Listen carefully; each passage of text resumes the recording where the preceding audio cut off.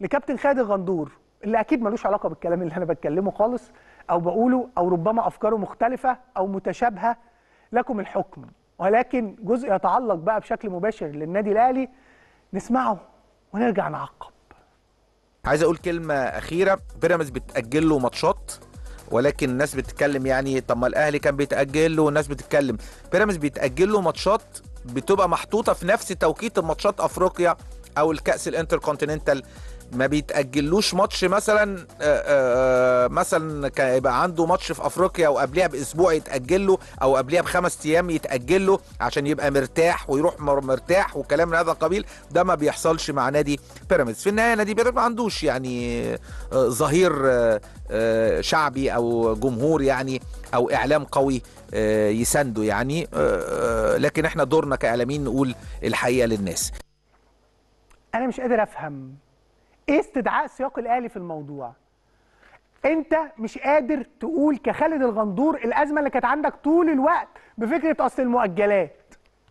طب ما هي مؤجلات النادي الاهلي كانت وفقا للائحه، ولو كان بيحصل استثناءات فشفنا لاخر موسم كان رئيس لجنه المسابقات فيه الحاج عامر حسين طلع قال انا اجلت للزمالك مباراتين عشان افريقيا بالمخالفه للائحه، وما سمعناكش وقتها بتتكلم. كابتن هاني سعيد المسؤول الاداري في بيراميدز كان هو قبل كده اللي بيتكلم ان انا مش شايف اي منطق للتاجيل تحت اي ظرف للفرق اللي ما فيش حاجه اسمها الفريق بيلعب باسم مصر، وبيراميدز دلوقتي بيتاجل.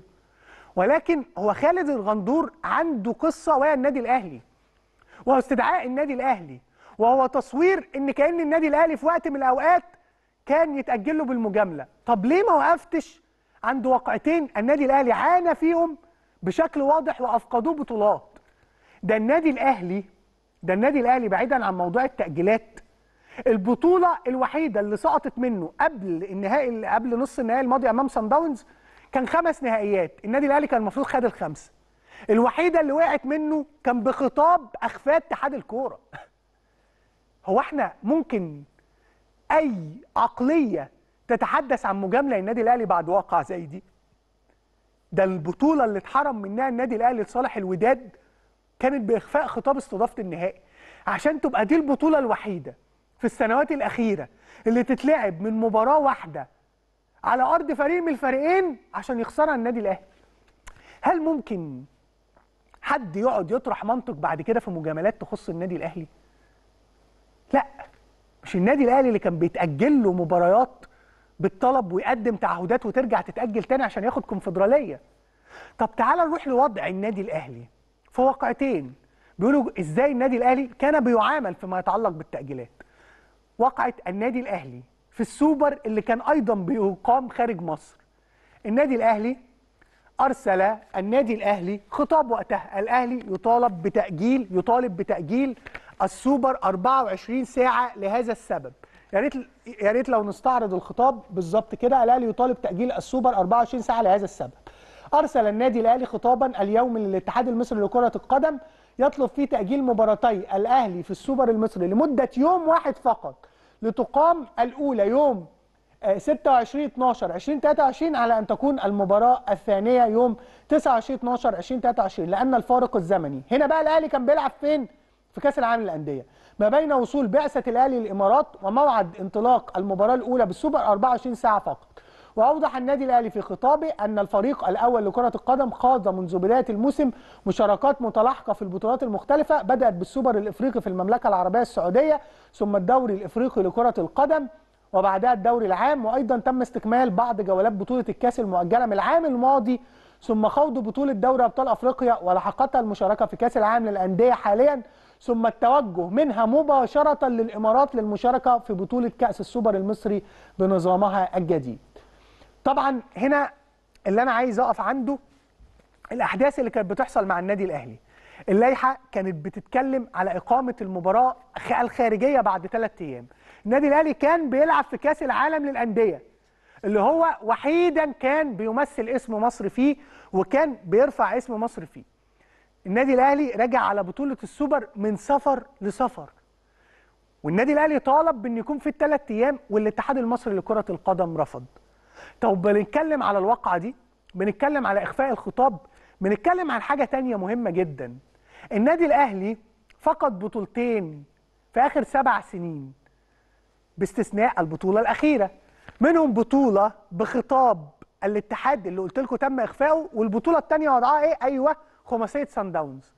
بس خلونا نرجع بالتاريخ اللي محدش بيقوله، واللي اكيد خالد الغندور يا يعرفه ومش هيقوله يا ما يعرفوش، وفي الحالتين احنا دورنا هنا نوضح ماذا حدث مع النادي الاهلي قبل خماسيه سان داونز وبطوله 2019.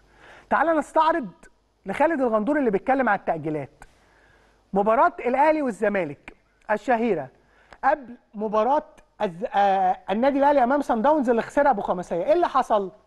في 30/3/2019 المباراة الشهيرة في برج العرب، وكان استاد برج العرب في أسوأ أوقاته وقتها، والمباراة اللي كان فيها بقى المياه في كل حتة في أرضية الاستاد، اللي ما اتلعبش فيها كورة، اللي خلصت 0-0 والناس كانت بتقول الحمد لله اللعيبة خرجت سليمة.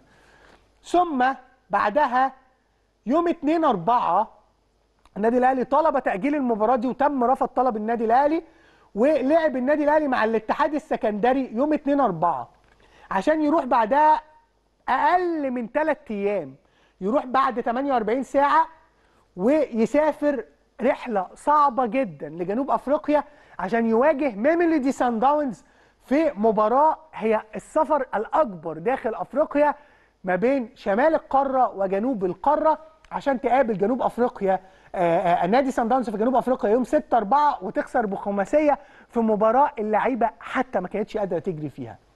طب عندنا مباراه العوده والنادي الاهلي هيلاعب سان داونز يوم 13/4.